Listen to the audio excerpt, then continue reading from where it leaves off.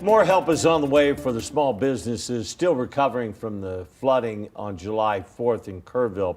A $10 million grant is helping them get back on their feet after millions were already distributed in emergency aid there. KENS 5's Earl Stoudemire joining us live now. Earl, the foundation is working with a different organization to help roll out these funds. What can you tell us about them?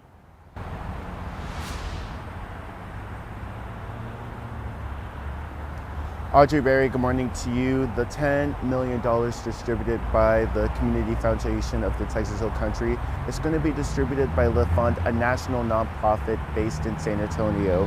Now, Lift Fund, they were present when the first $5 million was given out over the summer to Kerr County small businesses.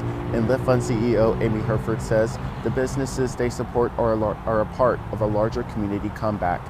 Now, this $10 million will be used to provide fast financial assistance to businesses with physical damage, delayed openings, and loss of revenue.